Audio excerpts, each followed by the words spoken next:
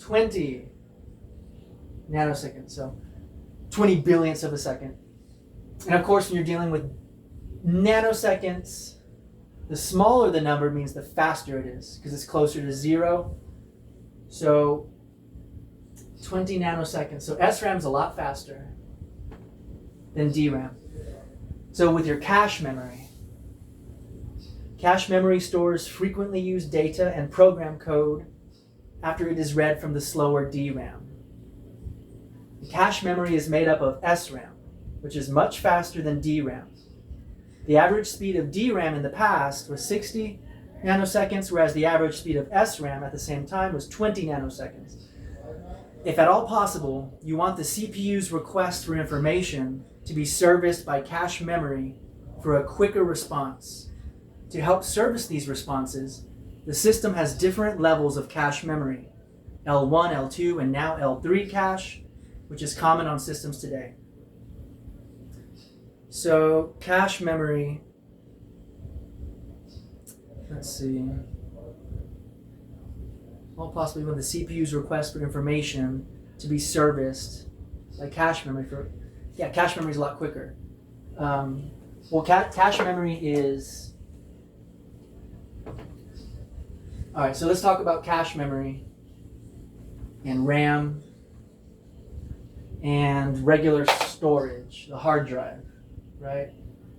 So the regular hard drive, the regular storage, here, imagine it's a filing cabinet. You have all your files and your documents and everything. There's little dresser drawers, filing cabinet. And then you have a table, right? You have your work table where you work, right? So you have a person, and here they are at the table, and they got papers, and they're writing with a pen, and they have these papers, and they got some books. And so, but the filing cabinet is huge. Filing cabinet is really big, right? You have all these papers, all these books, so much, like a library. And so when you want to work right now, immediately, you just open your filing cabinet, you take out your files, you put them here on your desk, you open your filing cabinet, take out one book, put it right here, and then you close it up, and you have all of your storage over there. But your RAM is what you're working on right now.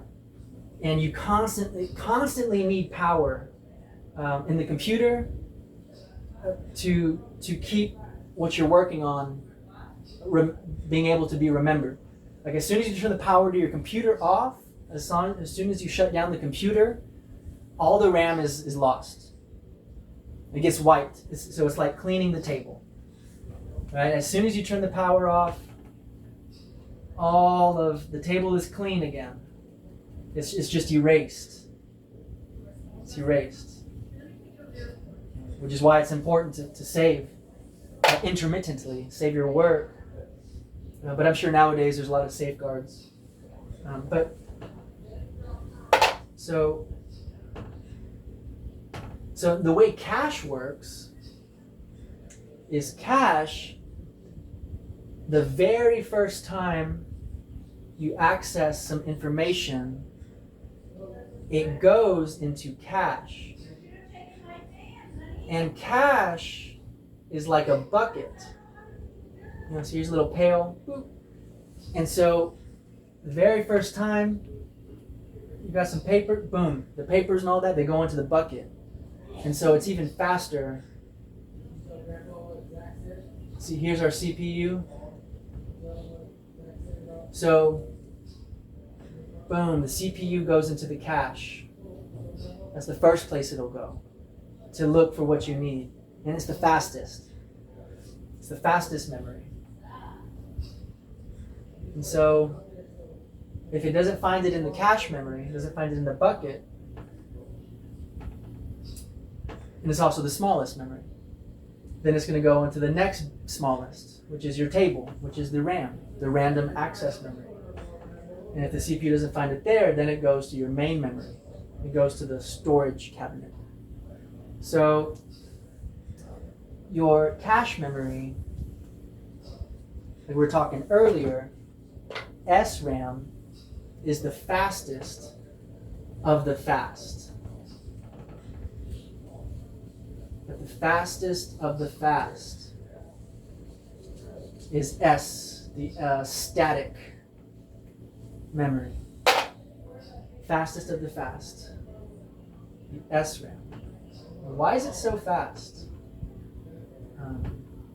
Good question. Let's see. Why is it so fast? There's a section on SRAM specifically. Let's go over that. Static RAM, so called because the information held in its memory cells doesn't need to be refreshed. Requires less overhead than DRAM to maintain the information stored in memory.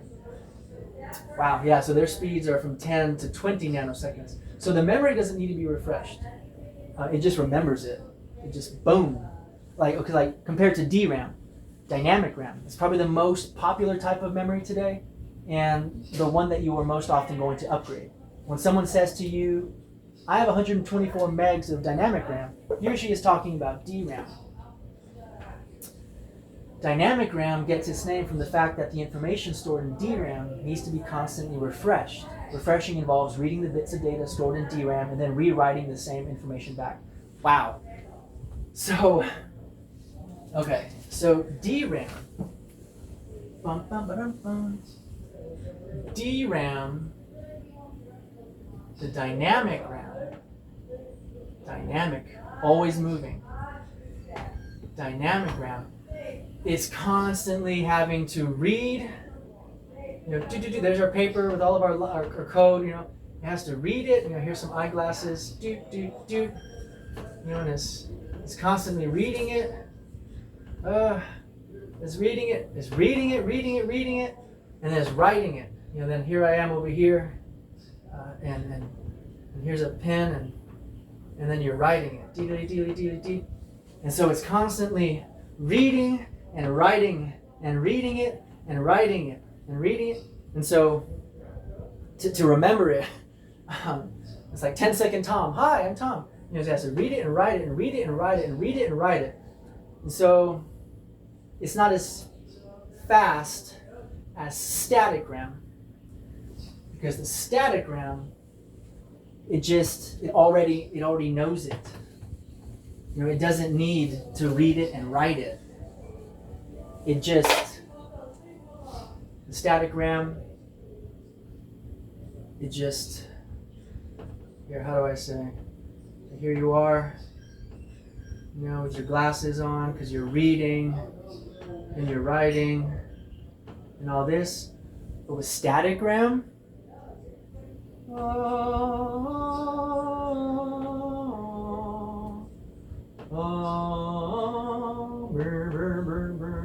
it just knows. The static RAM just knows it, right? So static RAM is the fastest. That's a third eye right there. The static RAM is the fastest because it just knows. So originally, L1 cache meant internal cache that was integrated into the CPU. This memory is typically a small amount of SRAM integrated into the processor's chip, giving the processor instant access to this memory with no wait time. No wait time.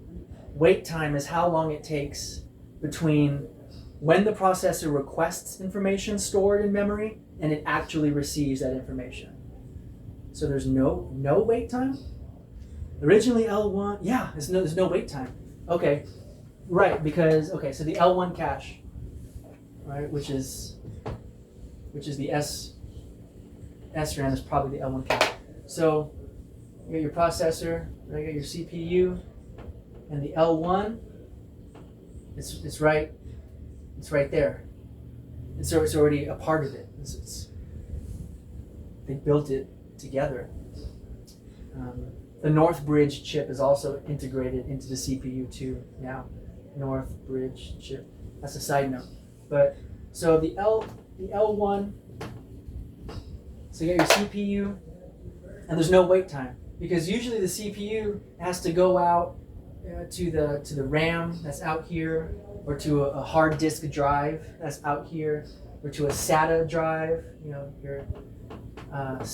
or it has to go out to a peripheral component interconnect express slot over here, and so it has to go out to get what it wants.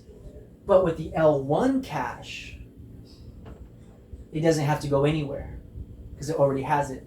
It's already there. It's fast. That's why it's because there's no wait time. There's no wait time because it's already there. It doesn't have to go anywhere. That's the L1. The originally level 1 L1 cache meant internal cache integrated into the CPU.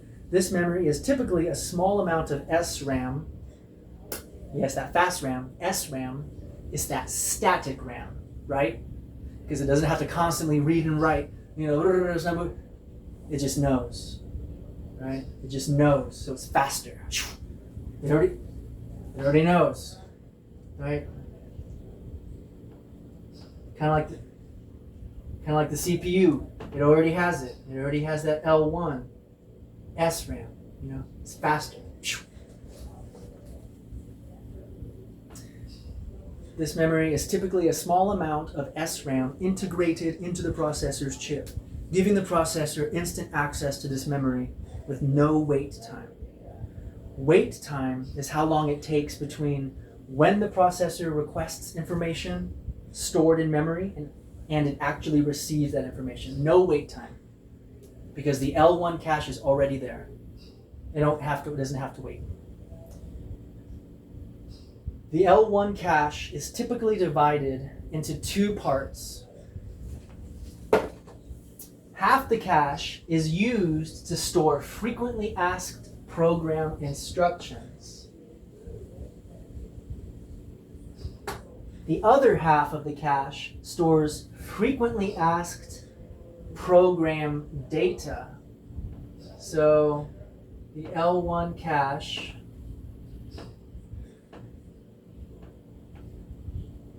here's a little L1 cache. It's a little square that represents the L1 cache. Half stores instructions, frequently asked program instructions. Frequently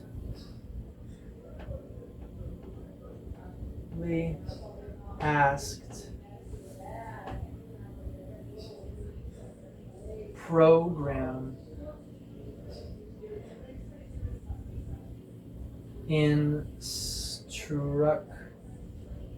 instructions. Frequently asked program instructions. Half of the L1 cache, that's what is storing. Frequently asked program instructions. The other half of the cache stores frequently accessed program data. Frequently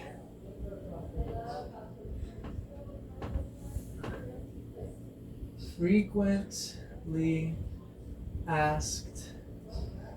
I'll just put a ditto here. Frequently asked program data. So, or just another way, just a real basic way, half the L1 cache, the L1, what kind of RAM is that? Static RAM, right? SRAM. It already knows. It's not constantly reading and writing, to remember. It just knows it. Half of it has data,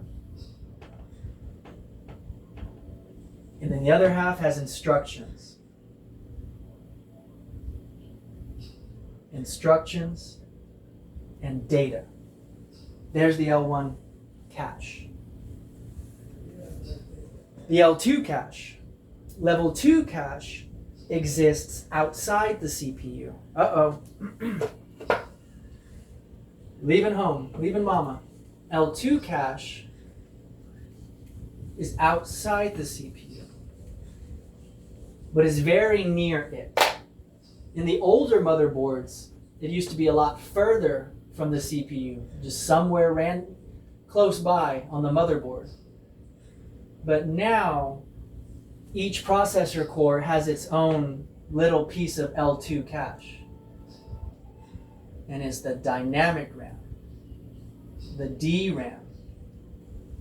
What does the dynamic RAM do? It's constantly reading and then writing, and then reading and then writing. So it's slower, because it has to read and write and read and write so it can remember. It's dynamic. It's everywhere. And that's L2. It's a little slower. So the L2 cache exists outside the CPU. So here's our little CPU chip, CPU. It's usually on the motherboard or just outside the processor, but in the processor casing. So here's our central processing unit. And the casing houses, there's another word for house. It houses the central processing unit. And then let this whole board represent the motherboard. All right, so here's just the CPU. And then so here's the casing. And so the L2 cache, probably like right there. So there's our L2 cache. Therefore, some delay occurs when the processor accesses the information. So yeah, some delay occurs because the L1 is already part of the CPU, right? So there's no delay. But the L2 is outside of the CPU, even though it's very close, it's very nearby, it still has to take a little trip, right? Like, to use an example, if I need sugar, I'm trying to bake some cookies, I don't got any sugar. So I'm gonna go to my next door neighbor's house. So I have to leave my front door, I walk next door, I knock on their door, hey, can I have some sugar? I need it for cookies. They're like, yes, thank you, okay, thank you. And so they give me the sugar, and then I leave, and I go back to my house, I open the door. It took a little bit longer, that's L2. Even though it's my next door neighbor, they're right next to me. It's not as fast as if I already had sugar in my own pantry. I wouldn't have to go anywhere. See, L1, L2. L1's already here. L2 is next door. So it takes a little bit of time. There's some delay occurs when the processor accesses the L2 because of the distance between the processor and the L2 cache. Originally, this is for the exam, L1 cache was SRAM, static RAM, integrated into the processor's chip, whereas L2 cache was also SRAM, located outside the CPU on the system board. Today's systems have L1 and L2 integrated into the CPU. So it looks like nowadays, 5:55.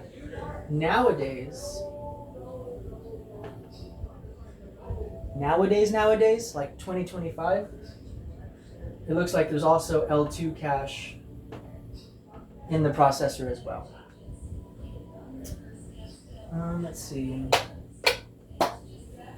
One of the selling points of different processors is the amount of cache memory that comes with the processor.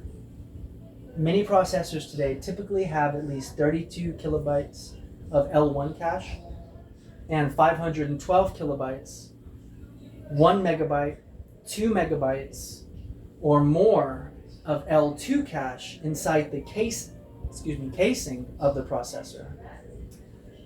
My Intel i7 system has 128 kilobytes of L1 cache and 2 megabytes of L2 cache. The more cache memory a system has, the bigger the bucket to store more frequently used information. The bigger the bucket to store more frequently used information. Right? So the information that we're always using most of the time, the frequently used information, is stored in the bucket. Remember the table from earlier? We had the table which signified the RAM, the random access memory. Right? A little person here. So we got some hair. And here they are at the table. And then you have the filing cabinet.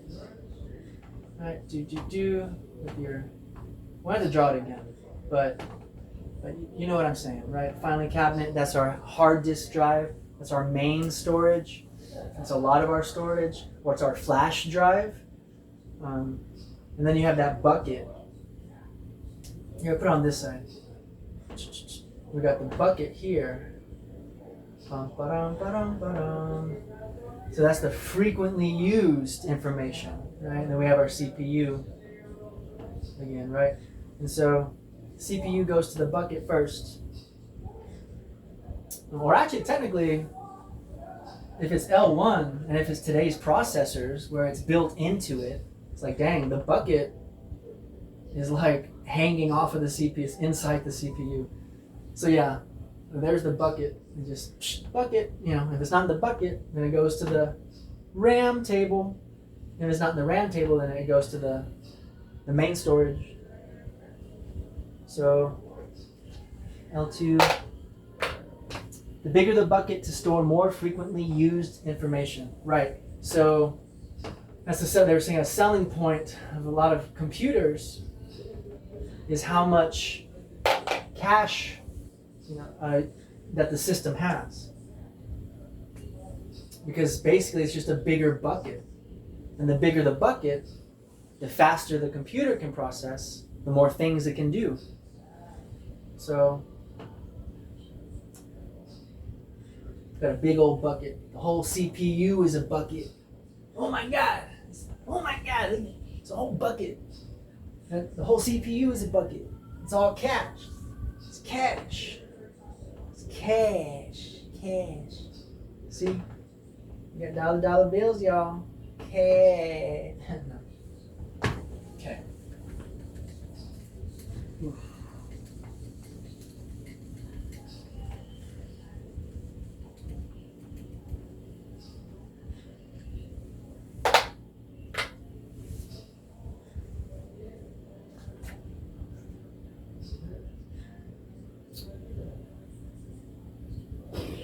Figure 3.6 shows the steps the processor takes to retrieve information. Step 1, when the processor retrieves information, it checks whether the information is stored in L1 cache, because L1 cache has no wait time. 2, if the processor does not find the information in L1 cache, it checks the next level, which is L2 cache. 3, if the information cannot be found in either L1 or L2 cache, the processor finally retrieves the information from system RAM. Yeah. I'll go ahead and draw it. We'll do it again. So,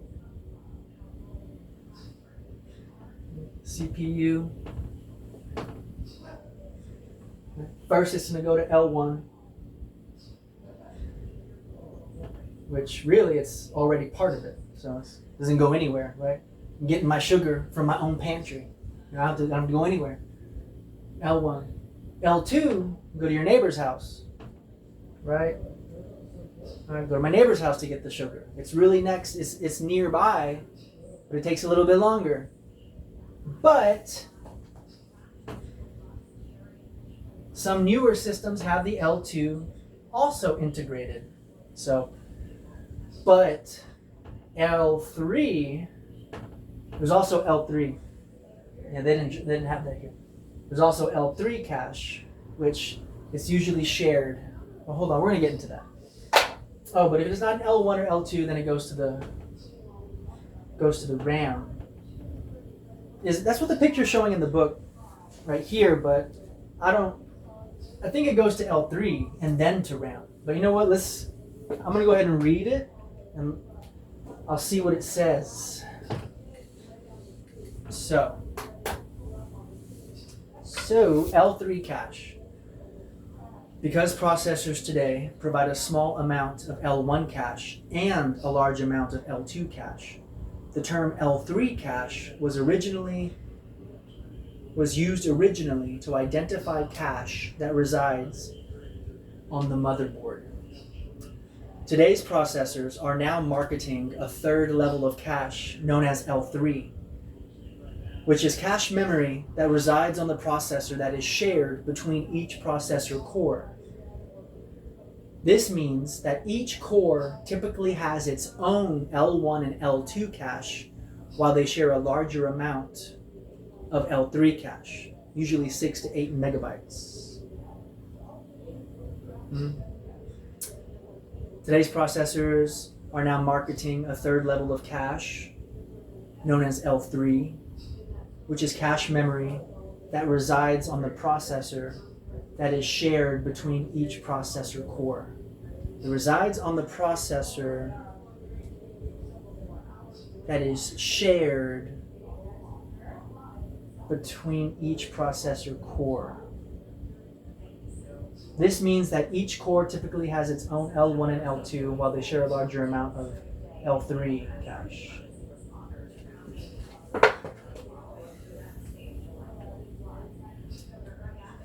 Not really sure the difference between cores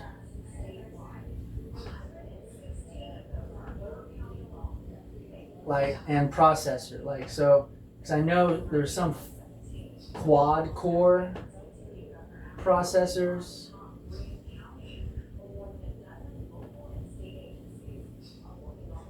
Alright, so this whole chip is the CPU. And then here's, each of these is a core.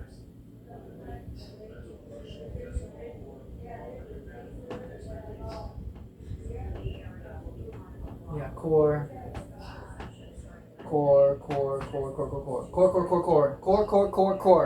So this whole thing is the CPU. Now each one of these has an L1 and an L2 cache.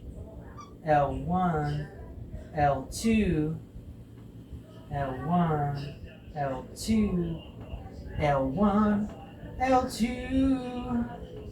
Each of these has an L1 and L2 core. But it looks like there's a block. I'm just gonna draw a block. See that? It's a block of L3. And that, according to this book, the L3 cache has 6 to 8 megabytes, which is a lot it's a lot for cache memory.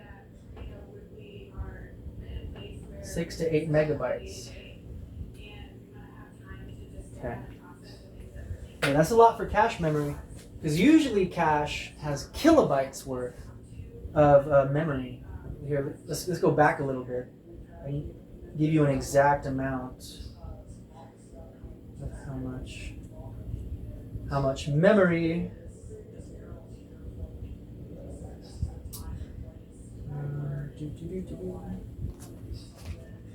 Cache memory.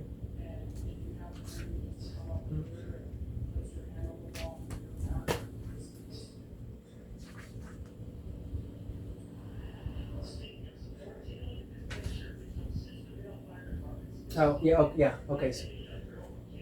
So that was just the first page back. L1 cache. So, yeah, the original Pentium processors had 16 kilobytes of L1 cache. Processors today have doubled that amount to 32 kilobytes. So, okay, and the author of this book is saying, my Intel i7 system has 128 kilobytes of L1 cache. So that's a lot of cache. So each of these little cores has L1 cache. Each of these little cores has L2 cache. But these caches are 256 kilobytes. And for the L1, and then for L2, maybe they have 2 megabytes, which is a lot. 2 megabytes. But for L3, 6 to 8 megabytes is big time. That's big. 6 to 8. That's 6 to 8 megabytes. Okay.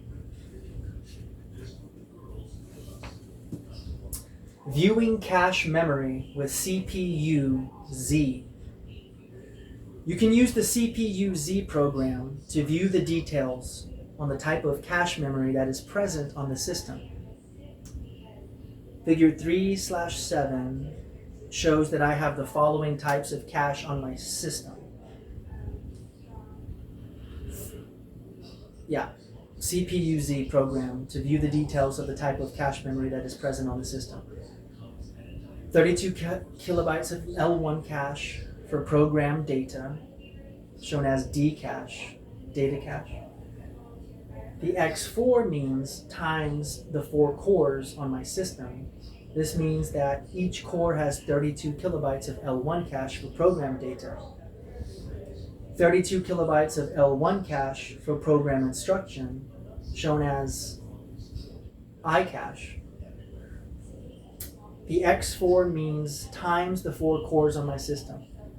This means that each core has 32 kilobytes of L1 cache for program instruction, 256 kilobytes of L2 cache per processor core. I have 4 cores on the system, denoted with the times 4, 6 megabytes of L3 cache. Notice this is not X4, so it therefore is shared cache for all the cores.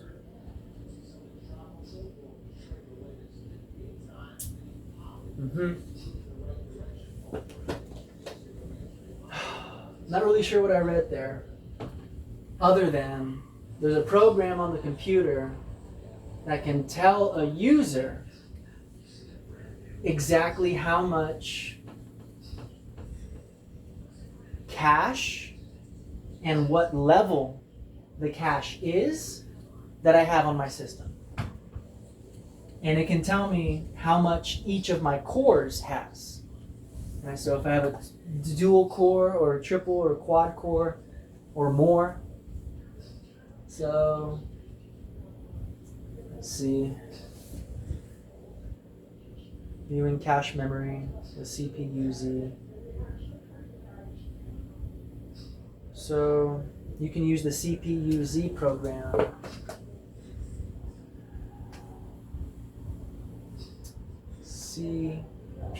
CPU-Z.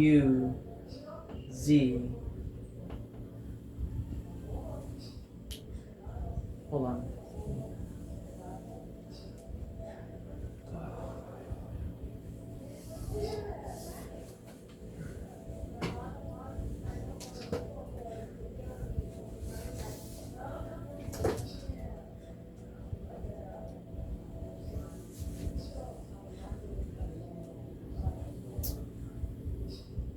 $256 kilobytes, okay. So you can use the CPU-Z program to view the details on the type of cache memory that is present on the system. So, yeah, there you go. You can use the CPU-Z program to view the details of the cache memory that is present on the system. I don't think it needs more explanation. I don't got time to explain every single passage. Like, do you know how many pages this book is? 1,200 pages. It's like, oh my God, can't go over I don't think every detail. I'm trying to whittle down what's necessary. So it seems like that is sufficient. CPU-Z, it's a program that tells you the specifications of how much cache you have and where on the system. Bingo. All you need to know. Excuse me. Installing or upgrading memory. The discussion in this section focuses on issues related to memory upgrades. In general, upgrading memory is a simple task, assuming you purchase the proper type of memory for the upgrade. Factors that affect the proper type of memory are type of memory, which can be FPM, EDO, SDRAM, DDR. A few examples. What else affects the proper type of memory? The speed of the memory, the pin connector type, and parity versus non-parity. So the following sections discuss each of the factors that affect how you upgrade your system's memory. Each of these factors contributes to the compatibility of the memory being installed in your system. In order for the memory to be compatible with your system, you must install the correct type of memory. No brainer. Use the correct memory speed. So you got two memories. They had to have the same speed. I got two arms. If this one goes that fast and this one goes this fast, then they're incompatible speeds. See that? They both have to either be going like this, or they have to both either be going like this. The speed, they have to be going the same speed. Install the memory in the correct configuration used by the system.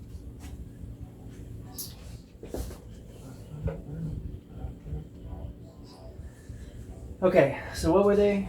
Type of memory, speed, pin connector, parity. Okay, let's go ahead and write those. So when you're installing the memory, the type has to be the same. All of these, same. Type, speed, connectors, parity, connectors,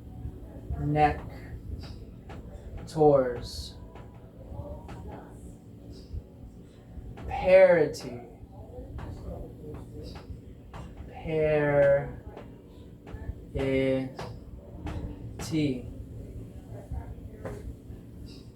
installing memory. That's what this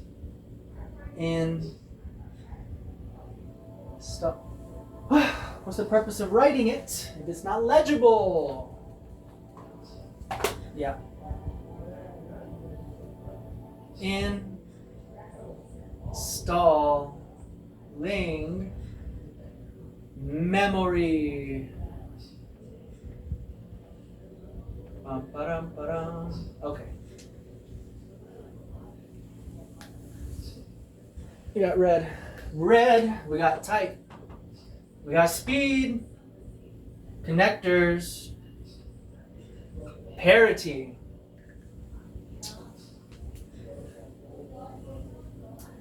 So the type. The first thing you need to know to upgrade your computer's memory is which type of memory you need. You need to figure out whether you need to install a DIMM, micro DIMM, or SO-DIMM. Desktop computers usually need a DIMM, while laptops use a micro DIMM or SO-DIMM. After you determine the memory module type, you need to determine the type of memory to install. such as DDR, DDR2, DDR3 memory. So type. Ooh.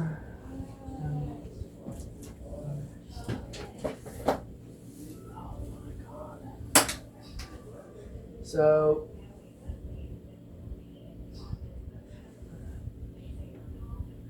DIMM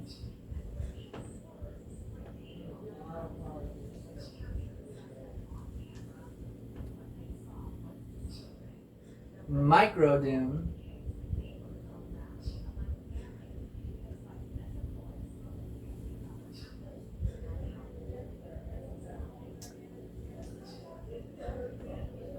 so dim, turn the light up. And then desktops dim, laptops use micro dim, so dim. Okay.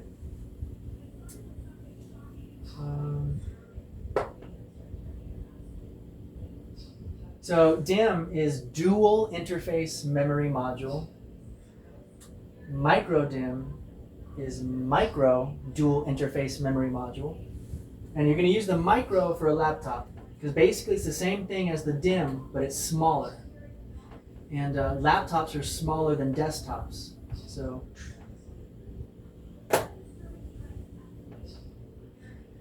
micro DIMM. So DIMM, single output dual inline memory module. That's a guess.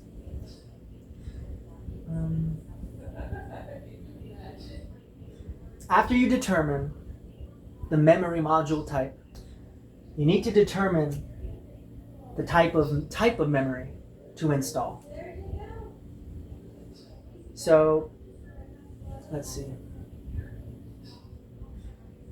After you determine the memory module type, you need to determine the type of memory, such as DDR, DDR2, DDR3.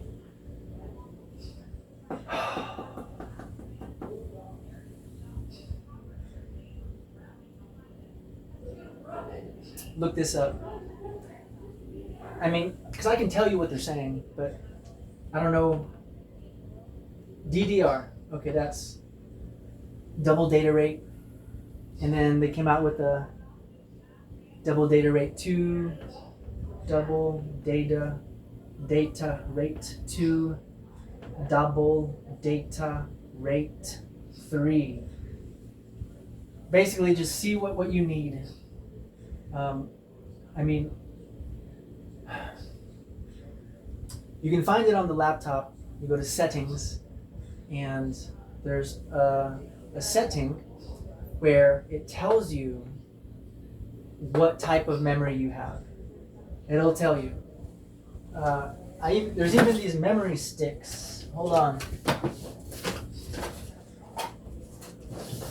All right, like for example, hold on, can you see this? All right, so here is a memory stick, and can you see? Hold on, where does it say it?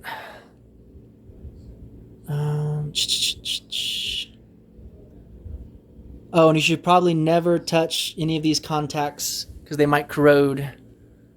Hold on. 1R. Missing crest.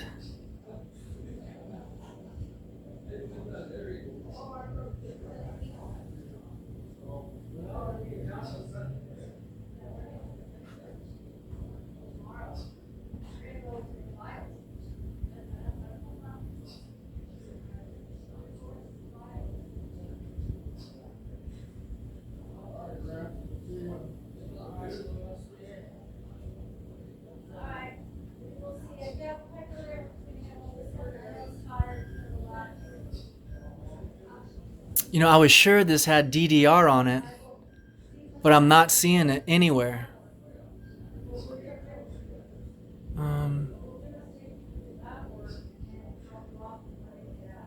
CF8.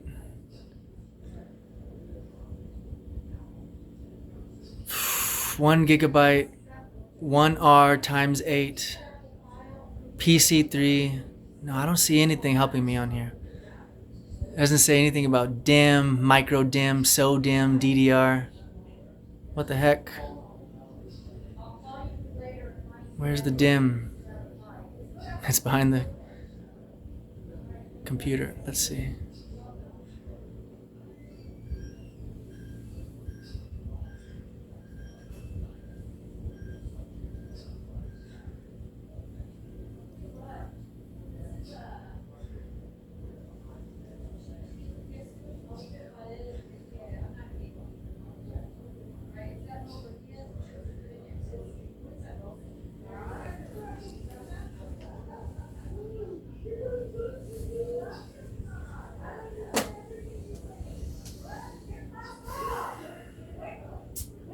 If it doesn't say it on the chip, there is a setting that it'll say it on the computer.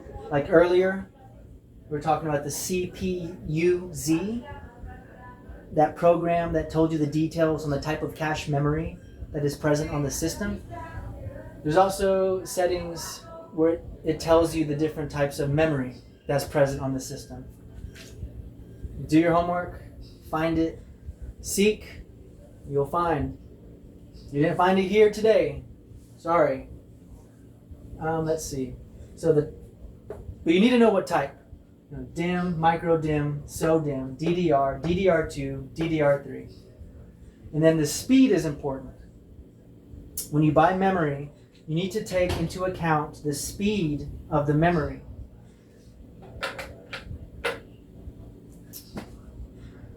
Older memory, such as FPM or EDO memory, is typically measured in nanoseconds and ranges from 60 nanoseconds to 80 nanoseconds.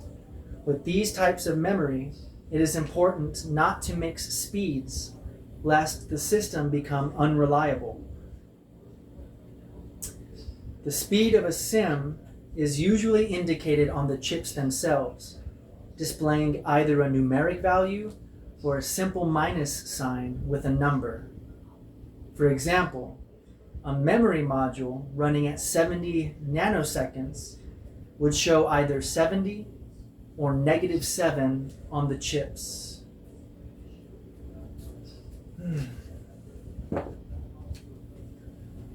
So,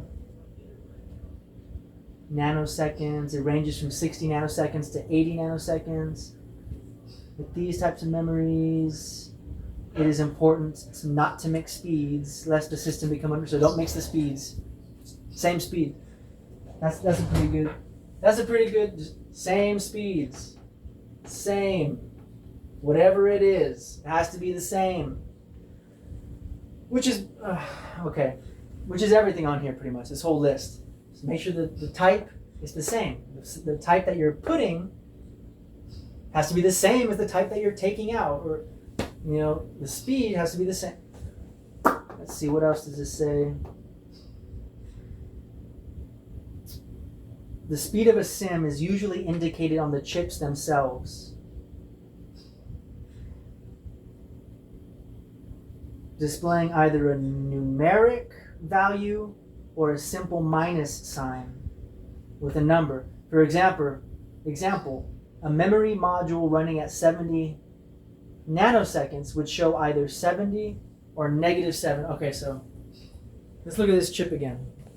Maybe there's a speed on here.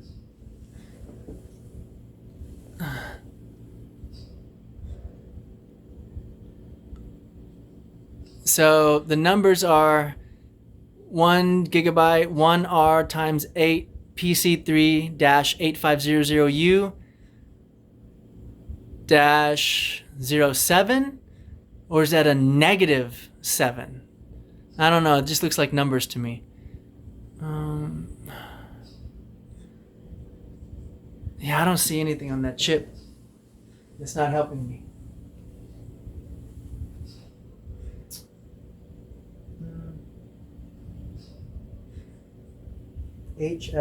HCF8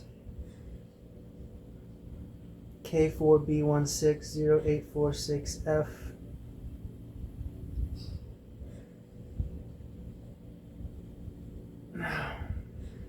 Nah. Nope. Alright, so when you buy memory, you need to take into account the speed of the memory. Older memory, such as FPM or EDO memory, is typically measured in nanoseconds and ranges from 60 nanoseconds to 80 nanoseconds. With these types of memory, it is important not to mix speeds lest the system become unreliable.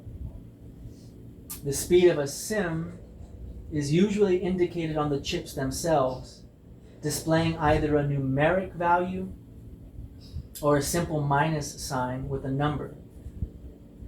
For example, a memory module running at 70 nanoseconds would show either 70 or a -7 on the chips.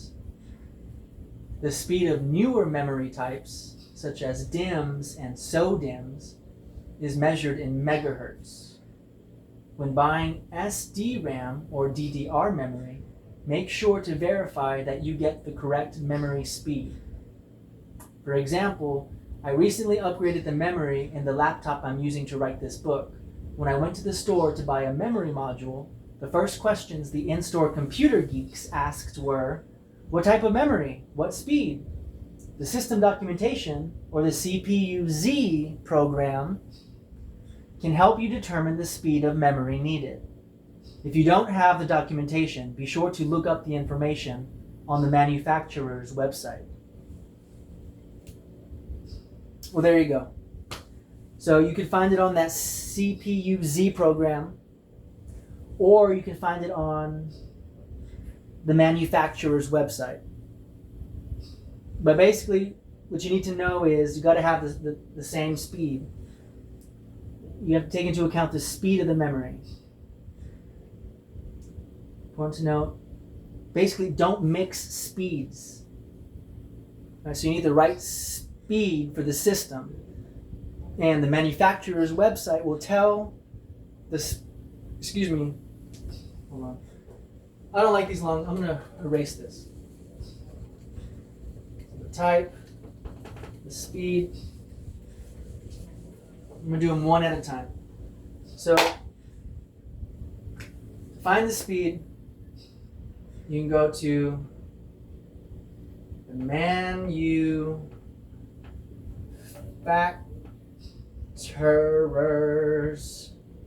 manufacturer's website, or the, what is it called? CPU-Z program. CPU-Z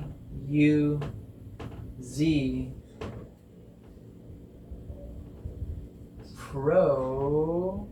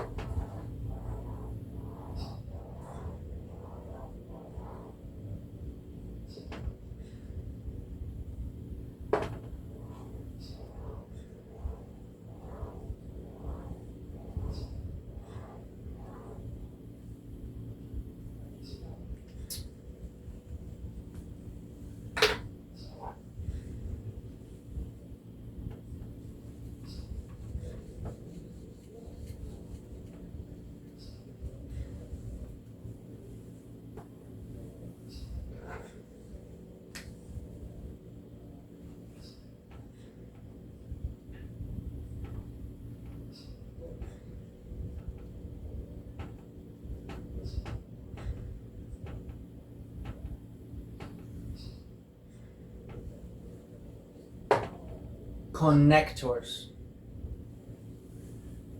Another important issue with regard to memory installation is with the metal used on the memory modules.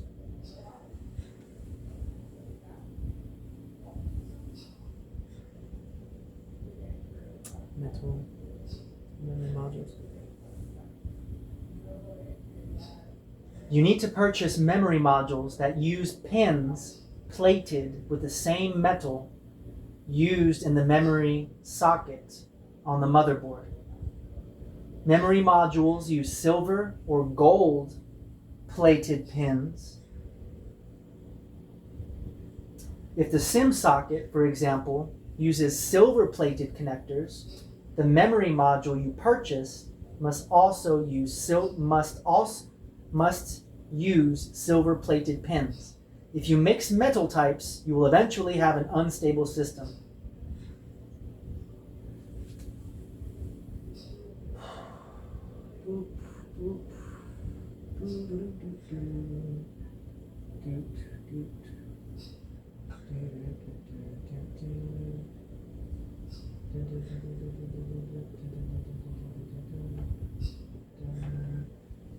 So the metal right here,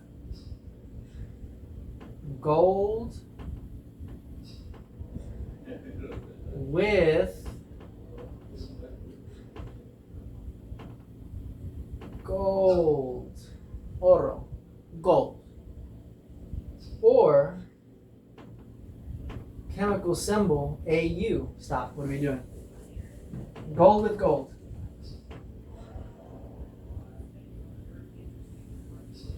Or if this is silver, then silver with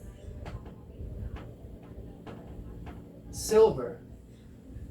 Gold with gold, if this is gold. Silver with silver, if this is silver.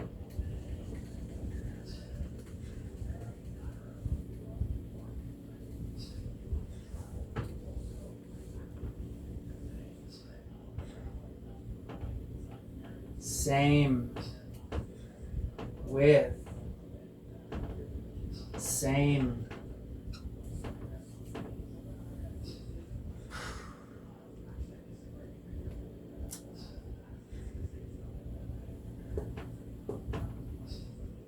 That's what the book has. Gold with gold, gold with gold, silver with silver. Apparently, though, you can use silver with gold or vice versa. But it does say, eventually, you will have an unstable system. Eventually. So perhaps to avoid that unstable system,